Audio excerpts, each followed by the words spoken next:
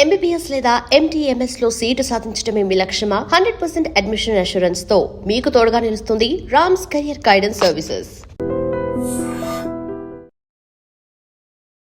Welcome to I dream. నేను మీ భవ్య. ఇప్పుడు మనతో పాటు ఉన్నారు సర్జికల్ గ్యాస్ట్రోఎంట్రాలజిస్ట్ డాక్టర్ శ్రీమన్నారాయణ. నమస్తే సార్, ఎలా ఉన్నారు సార్? ఈ పర్టికులర్ కోలన్ క్యాన్సర్ కి సంబంధించి సిమ్టమ్స్ యాక్చువల్గా ఎలా ఉంటాయి, దాన్ని బట్టి అసలు అది తెలియకుండా ఇగ్నోర్ ఎక్కువగా అందరూ కూడా ఎలా ఇగ్నోర్ చేస్తూ ఉంటారు?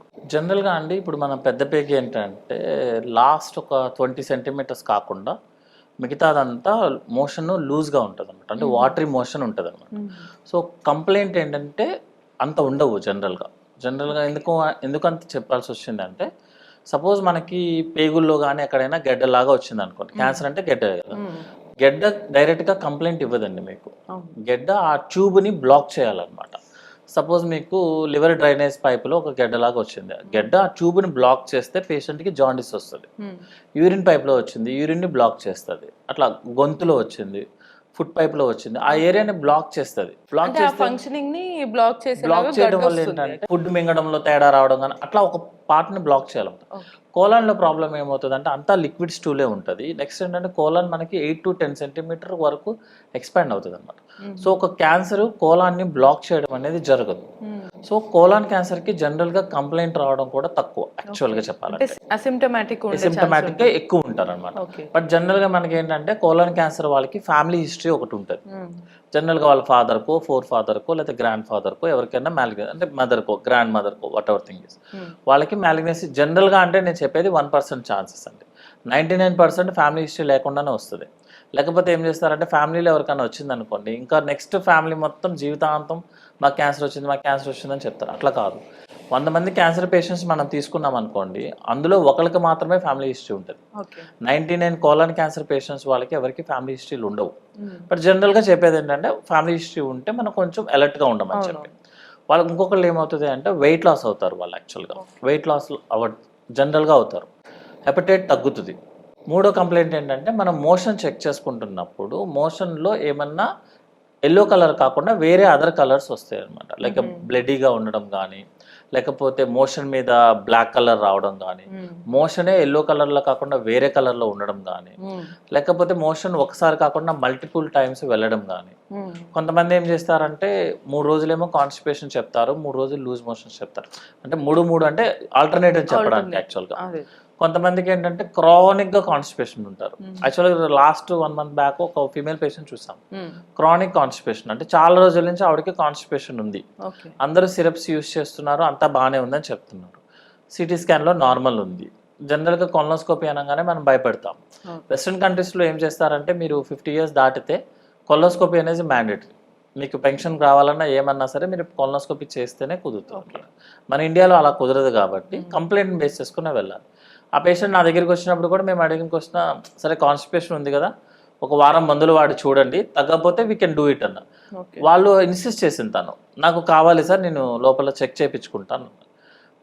కోలాన్ క్యాన్సర్ చాలా పెద్ద కోలాన్ క్యాన్సర్ అనమాట. అంటే ఇంకొక 1 month కనుక మనం వెయిట్ చేసినట్టయితే లివర్కి స్ప్రెడ్ అయిపోతుంది. ఒకసారి లివర్కి స్ప్రెడ్ అయిపోతే colon cancer is not risk, సర్జరీకి అవ్వదు దానికి. యాక్చువల్గా మనకి బాడీలో ఉన్న the best cancer colon cancer, ఉన్న క్యాన్సర్స్లో బెస్ట్ అంటే ఉన్న క్యాన్సర్స్లో. ఎందుకంటే ప్రోగ్నోసిస్ చాలా బాగుంటుంది.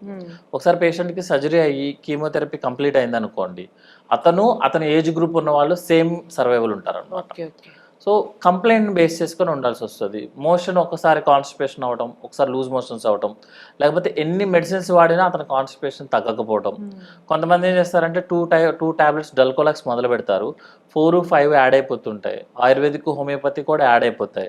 Motion syrups bottles companies change అయిపోతాయి, కానీ కాన్స్టిపేషన్ ప్రాబ్లం తగ్గదు. సో వాళ్ళు ఏంటంటే అలర్ట్ అవ్వాల్సి వస్తుంది. ఒకసారి కొలనోస్కోపీ, కొన్నిసార్లు సిటీ స్కాన్ నార్మల్ వస్తుంది. ఇప్పుడు కొలనోస్కోపీ చేయించుకుంటే ఏంటంటే లోపల డైరెక్ట్గా మనం కెమెరా పెట్టి చూస్తాం. సో అలార్మింగ్ సిమ్టమ్స్ ఎప్పుడు కూడా ఏంటంటే మోషన్ బెట్టే ఉంటుంది. మోషన్ కలర్ చేంజ్ అయినా, కన్సిస్టెన్సీ చేంజ్ అయినా, అంటే వాటర్గా ఉండడం కానీ, లేదా టైట్గా ఉండడం కానీ, టైట్గా ఉన్నా కూడా లాంగ్ టర్మ్గా ఉండడం. నెక్స్ట్ ఊరికే లూజ్ మోషన్స్ అయిపోవడము, ఎప్పుడు కూడా మోషన్కి బాత్రూమ్కి వెళ్ళి చాలాసేపు ఉండటము. నెక్స్ట్ ఏంటంటే కలర్ చేంజ్ అవ్వటము, ఏమైనా బ్లడ్ కలర్ కానీ, బ్లడ్ డైరెక్ట్ గా రాదు కోలాన్ క్యాన్సర్ లో జనరల్ గా. Okay okay. బ్లడ్ మిక్స్ అయ్యి వస్తుందండి, మోషన్ తో పాటు మిక్స్ అయ్యి వస్తుంది, లేకపోతే బ్లాక్ కలర్ రావడం కానీ ఏ కంప్లైంట్ ఉన్నా కూడా బెటర్ టు గో. ఏజ్ అనేది అసలు కంప్లీట్ గా ఇంతకు ముందు అన్నట్టు ఏజ్ ఇస్ నెంబర్ లాగే అనమాట. ఇంతకు ముందు లాగా ఓల్డ్ పీపుల్ లోనే క్యాన్సర్స్ రావాలి, యంగ్ పీపుల్స్ లో రాదు అని అసలు రూల్ ఎక్కడ లేదు. నేను లాస్ట్ ఇయర్ లో 18 years బాయ్ అసలు కంప్లీట్లీగా స్ప్రెడ్ అయిపోయిన క్యాన్సర్స్ చూస్తాము. 19 years 100 years వాళ్ళు కూడా ఏమీ లేకుండా కూడా చూస్తాము. అంటే ఈ పేషెంట్కి గ్యారంటీ కోలాన్ క్యాన్సర్ అనుకున్న వాళ్ళు ఎవరికి కోలాన్ క్యాన్సర్స్ ఉండవు. సో మనం ఏంటంటే ఒక స్టెప్ ముందే వేయాల్సి వస్తుంది. ఎందుకు అంటే బెస్ట్ ప్రోగ్నోసిస్ వస్తుంది యాక్చువల్లీ. డిటెక్ట్ అయితే దానికి సంబంధించి ట్రీట్మెంట్ ఇవన్నీ చేయడం అనేది కామన్. బట్ దీన్ని ఎర్లీ లైఫ్ స్టైల్లో ఇది రాకముందు కానీ ఈవెన్ వచ్చిందని డిటెక్ట్ అయిన తర్వాత కానీ ఫుడ్ ద్వారా వాళ్ళు ఎన్ని లైఫ్ స్టైల్ డిఫరెన్సెస్ ద్వారా దీన్ని సెట్ చేసుకునే ఛాన్సెస్ ఉంటాయి? జనరల్గా అండి మోర్ వెజిటేబుల్స్ తీసుకొని హై ఫైబర్స్ తీసుకొని మీకు మోషన్ కనుక ఫ్రీగా వెళ్తే జనరల్గా క్యాన్సర్స్ వచ్చే ఛాన్సెస్ తక్కువ ఉంటాయి అంటాము. ఎందుకు అంటే యాక్చువల్గా క్యాన్సర్ అనేది మనకి జెనెటికల్గానే వస్తుంది. జెనెటికల్గా అంటే ఫ్యామిలీ అని కాదు, మన బాడీలో ఆల్రెడీ ఇంప్రింట్ అయ్యి వస్తుంది అనమాట. దాన్ని మనము ఎక్స్ట్రా చేసి చెడగొట్టుకుంటాము. ఎట్లా అంటే ఆల్కహాల్ తీసుకోవడం, స్మోకింగ్, ఇవన్నీ ఏంటంటే మన యొక్క టిష్యూ మీద ఎక్కువగా డ్యామేజ్ ఎక్కువ చేస్తాయి. సో టిష్యూ రిప్లికేషన్స్ ఎక్కువ ఉంటుంది. అంటే టిష్యూ చనిపోయి మళ్ళీ కొత్తది రావడానికి ఫాస్ట్గా ఉంటుంది సైకిల్. ఎప్పుడైనా సరే ఫాస్ట్ సైకిల్ ఉందనుకోండి మన బాడీ కంట్రోల్ తప్పేస్తుంది, దాన్నే క్యాన్సర్ అని చెప్తాం. సో ఆల్కహాల్ తీసుకున్నా, స్మోక్ చేసినా, రెడ్ మీట్ తీసుకున్నా, మోర్ నాన్ వెజిటేరియన్ ఎక్కువ తీసుకున్నా, ప్రాబ్లం ఏంటంటే నాన్ వెజిటేరియన్ ఎక్కువ తీసుకున్న దానికి నాన్ వెజ్ తీసుకోవద్ద దానికి చాలా డిఫరెన్స్ ఉంటుంది యాక్చువల్లీ. సో నాన్ వెజ్ మరి వారానికి ప్రతి రోజు తీసుకుంటానంటే కష్టం అవుతుంది అన్నమాట. ఎందుకు ఇంత చెప్పాల్సి వస్తుంది అంటే మోర్ నాన్ వెజ్ తీసుకున్నప్పుడు హై ప్రోటీన్ ఉంటుంది యాక్చువల్గా. హై ప్రోటీన్ మనకి డైజెస్ట్ అవ్వదు, అది కోలాన్లో ఉంటుంది. దాన్ని మన బ్యాక్టీరియా డైజెస్ట్ చేస్తుంది యాక్చువల్గా. సో మన బాడీ డైజెస్ట్ చేసుకోవాల్సింది బ్యాక్టీరియా డైజెస్ట్ చేస్తే డ్యామేజ్ ఎక్కువ ఉంటుంది అనమాట. సో నాన్ వెజ్ మ్యాక్సిమం తగ్గించుకుంటూ రెడ్ మీట్ కానీ నెక్స్ట్ వేరే అదర్ యానిమల్స్ మీట్లు తీసుకోవడం అవన్నీ తగ్గించుకుంటే కోలాన్ క్యాన్సర్స్ వచ్చే ఛాన్సెస్ తక్కువ ఉంటాయి. అండ్ ఫైబర్ ఎక్కువ ఉండాల్సి వస్తుందండి. ఫైబర్, వాటర్ ఎక్కువ ఇంటేక్ చేసుకుని ఫిజికల్ యాక్టివిటీస్ ఇంప్రూవ్ చేస్తే ఏమవుతుంది అంటే మనకి బౌల్కి బ్లడ్ సర్క్యులేషన్ పెరుగుతుంది యాక్చువల్లీ. అందుకే మార్నింగ్ అందరూ నడిస్తే మోషన్కి వెళ్తారన్న కాన్సెప్ట్ అదే అనమాట. మన ఫిజికల్ యాక్టివిటీ ఎక్కువ ఉంటే బ్లడ్ సర్క్యులేషన్ పెరిగి మోషన్ మూవ్మెంట్ ఎక్కువ వస్తుంది అనమాట. సో ఇవి ప్రివెంట్ చేస్తాయి యాక్చువల్గా రాకుండా ఉండడం కోసం. కొంతమందికి ఏంటంటే మనము వేరే అదర్ ప్రాబ్లమ్స్ కోసమని కొలనోస్కోపీ చేస్తామండి, అందులో పాలిప్స్ దొరుకుతాయి యాక్చువల్గా. పాలిప్స్ అంటే ఎక్స్ట్రా ఫింగర్స్ లాగా అనమాట. కొంతమందికి ఎక్స్ట్రా ఫింగర్స్ లాగా మన కోలాన్ లోపల కూడా ఎక్స్ట్రా గ్రోత్ ఉంటాయి. అవి క్యాన్సర్స్ కాదు, కానీ దాంట్లో జనరల్గా సెల్స్ రిప్లికేట్ అయ్యేదానికన్నా ఎక్కువగా ఫాస్ట్గా రిప్లికేట్ అవుతుంది. సో నీకు మేము కింద చెప్పినట్టు ఒక సెల్ కనుక ఎక్కువ డ్యామేజ్ అయ్యి ఎక్కువ సార్లు రీబర్త్ అవుతుంది అనుకోండి, బాడీ కంట్రోల్ తప్పేస్తుంది. సో ఆ పాలిప్స్ కూడా ఏంటంటే ఎక్కువగా సర్క్యులేషన్ ఉంటుంది దాంట్లో, అంటే ఎక్కువగా సెల్ రీసైకిల్ అవుతుంటుంది. సో పాలిప్స్ క్యాన్సర్స్ కింద కన్వర్ట్ అవుతాయి. సో జనరల్గా 40 years అబోవ్ ఉన్న వాళ్ళకి ఎవరికైనా మనం పాలిప్ ఐడెంటిఫై చేసామనుకోండి, అది క్యాన్సర్ కాదు కానీ క్యాన్సర్ని లీడ్ చేస్తుంది, క్యాన్సర్ కింద కన్వర్ట్ అయ్యే ఛాన్సెస్ ఎక్కువ ఉంటాయి. సో సింపుల్గా కొలనోస్కోపీలో రిమూవ్ చేయించుకోవాలన్నమాట. సో ప్రివెంట్ చేయాలి అంటే this is the reason. Symptoms A problem వచ్చినా అలర్ట్ అయితే సరిపోతుంది. సో ప్రాబబ్లీ సిమ్టమ్స్ వచ్చినప్పుడు వెంటనే అలర్ట్ అవ్వాలి. అండ్ బిఫోర్ దట్ మామూలుగా వాళ్ళ లైఫ్ స్టైల్లో మీరు చెప్పిన యాక్టివిటీస్ చేస్తే మోస్ట్లీ ఇబ్బంది అవ్వకుండా ఉంటుంది. అంటే మనకు ఆల్రెడీ జెనెటికల్ ఇంప్రింట్ అనేది మనం ఎక్స్ట్రా బర్డెన్ ఎక్కువగా అదే ఆల్రెడీ పుండు మీద కారం ఉండకూడదు. అంటే జనరల్ గా అందరూ ఇప్పుడున్న క్వశ్చన్ అండి, ఫస్ట్ అందరూ ఆల్కహాల్ స్మోక్ చేస్తే క్యాన్సర్ వస్తుందా ఫస్ట్ క్వశ్చన్ అందరు అడుగుతారు. కానీ మనకు వచ్చే పేషెంట్స్ లో 70% క్యాన్సర్ పేషెంట్స్ ఎవరు ఆల్కహాల్ స్మోక్ చేయరు. అవును సార్, కొంతమంది లిటరల్లీ అస్సలు అవి చూడని వాళ్ళకి క్యాన్సర్ వచ్చి చనిపోతూ ఉంటారు కదా. బట్ ఇక్కడ మోస్ట్లీ ఎక్కువగా మనం చూసుకుంటే క్యాన్సర్, ఆల్కహాల్, స్మోకింగ్ చేయొద్దు అని అంటారు. మరి ఇది ఎలా? క్యాన్సర్, ఆల్కహాల్ స్మోక్ చేసిన వాళ్ళకి ఏంటంటే వేరే అదర్ ప్రాబ్లమ్స్ ఎక్కువ వస్తాయి యాక్చువల్గా. They will go before cancer వచ్చే టైం కన్నా వాళ్ళు ముందే వెళ్ళిపోతారంటే మోర్టాలిటీ ముందే ఉంటది అనమాట. సో జనరల్ గా మేము క్యాన్సర్ అనేది రాకపోవచ్చు కానీ అదర్ హెల్త్ ఇష్యూస్ ముందు వెళ్ళిపోతారు. క్యాన్సర్ రావడానికి మీరు 50-60 years వరకు వెయిట్ చేయాలి. వీళ్ళు ఏం చేస్తారంటే 40 years కి ముందే బయలుదేరుతారు అనమాట. సో అది ఒక మెయిన్ రీజన్. ఇంతకు ముందు మనం ఇప్పుడు క్యాన్సర్ వల్ల స్మోక్ వల్ల క్యాన్సర్ వస్తుంది అని చెప్పి ఎట్లా ప్రూవ్ చేయగలను నేను? నేను ప్రూవ్ చేయలేను యాక్చువల్గా. అంతేగాని ఒక పేషెంట్ని కూర్చోబెట్టి నువ్వు స్మోక్ చేయని చెప్పి ఆ పేషెంట్ నేను 100 సంవత్సరాలు ఫాలో చేయడం కుదరదు యాక్చువల్. పాతకాలంలో ఏం చేసేవాళ్ళంటే క్యాన్సర్ ఉన్న పేషెంట్ వాళ్ళని హిస్టరీ అడిగితే వాళ్ళకి ఈ స్టోరీలు ఉండేవి. సో ఎందుకంటే వాళ్ళ సర్వైవల్ ఎక్కువ ఉండేది కాబట్టి. ఇప్పుడు ఏమవుతుందంటే సర్వైవల్ ఇంకా ఎక్కువైంది యాక్చువల్లీ. సో 60-70 ఇయర్స్ ఏజ్ వస్తున్నారు, వాళ్ళకి అసలు హిస్టరీయే ఉండదు, ఎందుకంటే ఆ హిస్టరీ ఉన్న వాళ్ళు ముందే వెళ్ళిపోతారు. అవునవును. సో అంతేగాని క్యాన్సర్ స్మోక్ చేయొచ్చు కదా, ఇంకెందుకు ఎలాగో వస్తుంది కదా అని అట్లా కుదరదు యాక్చువల్గా. క్యాన్సర్ ఆల్కహాల్ వల్ల, స్మోకింగ్ వల్ల 100% వస్తుంది. అది కూడా ఏంటంటే 2 లాగా వస్తుంది అనమాట. అంటే మనము ఇంక్రీజ్ చేస్తుంటాము రిస్క్ ని. ఆల్కహాల్ చేసే వాళ్ళకి 2 times వస్తే, స్మోక్ ఆల్కహాల్ 2 కలిపి చేసి విత్ మీట్ తినే వాళ్ళకి 2 అలా యాడ్ అయిపోతే వెళ్ళిపోతుంది. It's not a plus, it is into actually. Okay, for example ఇప్పుడు ఒకవేళ సపోజ్ ఎగ్జాంపుల్ గా ఒక 20-25 ఇయర్స్ అబ్బాయి ఆర్ ఎనీ అదర్ టీనేజర్ అమ్మాయి ఆర్ అబ్బాయి, వాళ్ళు smoke, cigarette and also meet regular consumption తీసుకుంటే వాళ్ళకి ఎప్పుడో 50 years కి రావాల్సిన క్యాన్సర్స్ 40 years కే వచ్చేస్తుంది. 40 years కి వాళ్ళ ఏజ్ 40 years కే వచ్చేస్తుంది అనమాట. వాళ్ళ ఏజ్ ని బట్టి ఆ 25 నుంచి ఆ 40 years కి వచ్చేస్తుంది. అంటే జనరల్ గా క్యాన్సర్స్ అనేది మన జెనెటిక్స్ లో ఇంప్రింట్ అయి వస్తాం, ఓకే, మనము ముందు తెచ్చుకుంటాం, అంతే డిఫరెన్స్. అంతేగాని అవి తాగితే ఏం కాదు ఎలాగో. సార్ ఇప్పటికే ఆల్రెడీ అలవాటు అయిపోయిన వాళ్ళు ఉంటారు కొంతమంది, మరి ఇమీడియట్ గా లైక్ ఇప్పుడు టీనేజర్స్ తొందరగా అడిక్ట్ అవుతున్నారు ఇట్లాంటి వాటికి. సో వాళ్ళు దాని నుంచి బయటికి రావాలంటే ఫర్ ఎగ్జాంపుల్ ఒక 1 year గా ఆల్కహాల్ అండ్ స్మోక్ కన్సంప్షన్ తీసుకున్న వాళ్ళు ఎవరైనా ఉంటారు. ఓకే, సో వాళ్ళు వెంటనే ఇమీడియట్ గా ఆపితే తర్వాత మళ్ళీ ఖచ్చితంగా ఇట్లా వచ్చే ఛాన్స్ ఉంటుందా? సో మరి వాళ్ళు ఎట్లా బ్యాలెన్స్ చేసుకోవచ్చు? జనరల్ గా ఒక రూల్ ఉంటదండి, ఆల్కహాల్ రెగ్యులర్ గా తీసుకునే వాళ్ళు ఒక 1 year కనుక ఆపేస్తే, కంప్లీట్ గా ఆపేస్తే, కంప్లీట్ గా మన లివర్ నార్మల్ అవ్వదు కానీ అట్లీస్ట్ 90-95% నార్మల్ కి వచ్చేస్తుంది మనం కనుక కంప్లీట్ గా ఆపేస్తే. యాక్చువల్ గా దట్ ఈస్ కాల్డ్ డీటాక్సిఫికేషన్. అంతేగాని ఒక వారం రోజులు తాగేసి ఒక 2 రోజులు ఆపి దాన్ని డీటాక్సిఫికేషన్ కాదు. రెగ్యులర్ గా ఆల్కహాల్ తీసుకునే వాళ్ళని మేమేం చెప్తామంటే మీరు ఒక 1 year కంప్లీట్ గా ఆపేస్తే యువర్ లివర్ కంప్లీట్ గా 100% రాదు, ఎందుకంటే డ్యామేజ్ అయింది, ఏజ్ ఫ్యాక్టర్ కూడా ఉంటుంది కదా.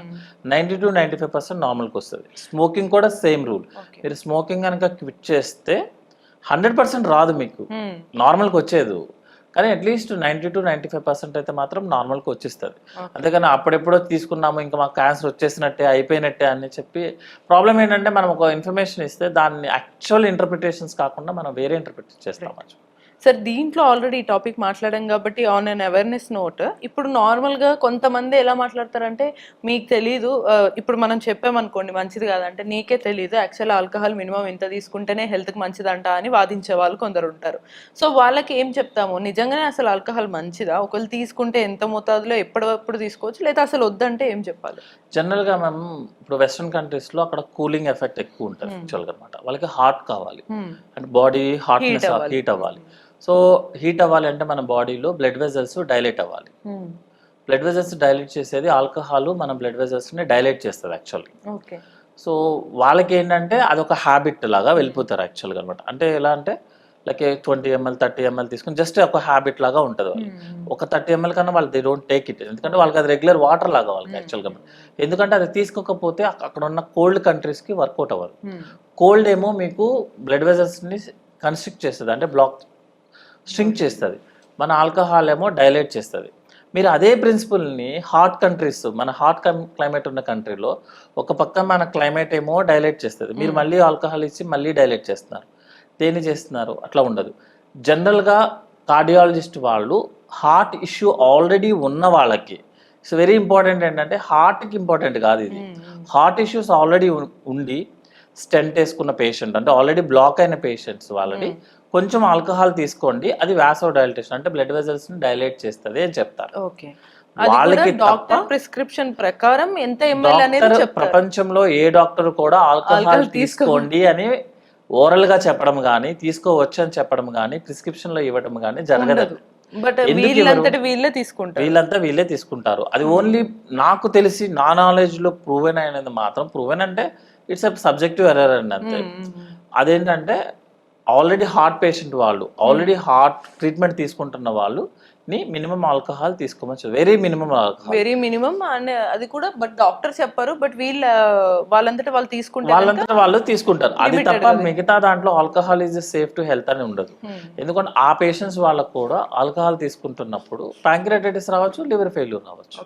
ఈవెన్ ఈ లైక్ ఇప్పుడు మనం అనుకున్న ఈ కోలన్ క్యాన్సర్ అనేది ఈ హెవీ ఆల్కహాల్ కన్సంప్షన్ కి అండ్ ఈ సిగరెట్ కన్సంప్షన్ కి డెఫినెట్లీ మెయిన్ రీజన్స్ అని చెప్పొచ్చు. మెయిన్ స్మోకింగ్ అయితే 100% రీజన్స్ అండి. యాక్చువల్గా స్మోకింగ్ మన బాడీలో ఏ పార్ట్ అయినా సరే ఇన్వాల్వ్ చేస్తుంది. ఓకే, అది గ్యాస్ కాబట్టి డెఫినెట్లీ గ్యాస్ కాబట్టి నెక్స్ట్ ఏంటంటే అది మనకి బ్లడ్లో మిక్స్ అయిపోతుంది. యాక్చువల్గా ఆల్కహాల్ మిక్స్ అవ్వదు. యాక్చువల్గా ఆల్కహాల్ ముందు లివర్కి వెళ్ళి అక్కడ డైజెషన్ ప్రాసెస్ స్టార్ట్ అయ్యి బాడీలోకి వస్తుంది. స్మోకింగ్ అట్లా కాదు, మీకు లంగ్లోకి ఎంటర్ అవుతుంది. లంగ్లో నుంచి మన బ్లడ్ సర్క్యులేషన్ ఈచ్ ఆర్బీసీకి స్మోక్ అటాచ్ అయిపోతుంది. అది ఈవెన్ సింగిల్ సిగరెట్ అయినా మీరు 1 year గా ఎన్నిసార్లు తాగినా నెంబర్ ఆఫ్ సిగరెట్స్ పెరిగే కొద్దీ డ్యామేజ్ ఎక్కువ అవుతుంది. Alcohol is different. ఆల్కహాల్ ఏంటంటే మనం కొంచెం తీసుకున్నా మన బాడీ ఎలా మెటబలైజ్ చేసుకుంటుందా అని డిపెండ్ అనమాట. స్మోకింగ్ ఏంటంటే అందులో ఉన్న carbon dioxide, nicotine main problem అనమాట. సో నెంబర్ ఆఫ్ సిగరెట్స్ తీసుకునే కొద్దీ డ్యామేజ్ పెరిగిపోతూ ఉంటుంది. నెక్స్ట్ బాడీలో ఉన్న ప్రతి బ్లడ్ వెజల్ని స్మోకింగ్ ఇన్వాల్వ్ చేస్తుంది actually.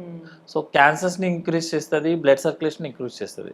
So alcohol, smoking choose one అంటే చూస్ వన్ అని ఎవరైనా ఓపెన్ ఆఫర్ లాగా చెప్తే ఆల్కహాల్ ఇస్ బెటర్ ఆప్షన్ అనమాట. కానీ ఆల్కహాల్తో వేరే ప్రాబ్లమ్స్ వస్తాయి. Right, definitely problem is mandatory. Problem is at least కొంచెం అన్న మన లైఫ్ స్పాన్ పెంచుకోవాలంటే life span with quality of life span పెంచుకోవాలంటే ఈ రెండు అవాయిడ్ చేయడమే. రెండు అవాయిడ్ చేయాలి. ఒకవేళ మీకు అవ్వట్లేదంటే ఫస్ట్ మెల్లగా స్టార్ట్ చేసేది సిగరెట్ తో స్టార్ట్ చేయాలి. మేము జనరల్గా ఏం చెప్తా అంటే స్మోకింగ్ ఆపడం కుదరదు అంటే, స్మోకింగ్ అనేది ఒక సైకాట్రీ ప్రాబ్లమ్ అండి యాక్చువల్గా. అది తీసుకోకపోతే అతనికి ఇరిటేషన్ వస్తుంది, కానీ ఒక 2 puffs తీసుకోగానే ఆ ఇరిటేషన్ తగ్గిపోతుంది. సో అప్పుడు ఆ సిగరెట్ ని పక్కన పడేయమని చెప్తాం.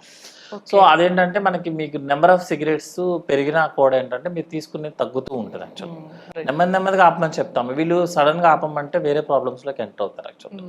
సో అందుకే స్టార్ట్ చేయడమే తప్పు, స్టార్ట్ చేసిన తర్వాత స్లోగా ఆపడం కరెక్ట్. ఒకేసారి ఆపమంటే వాళ్ళు కూడా తర్వాత అగ్రివేట్ అయిపోతుంది అది problem. Okay okay, right right. చూసారు కదా, చాలా ఇన్ డెప్త్ ఇష్యూస్ అయితే మనకు ఉన్నాయి. ఒకటి కోలన్ క్యాన్సర్, ఇంకోటి సిగరెట్, ఆల్కహాల్ వల్ల ఎంత డ్యామేజ్ చేస్తుంది లైఫ్ని, లైఫ్ స్పాన్ని అనేది మనం చూసాము. సో ఇటువంటి మరిన్ని ఇన్ఫర్మేషన్స్ కోసమైనా లేదు మీకు ఏమైనా డౌట్స్ ఉన్నా కూడా కమెంట్ చేయొచ్చు. అంటే దాన్ని కీప్ వాచింగ్ ఐ డ్రీమ్.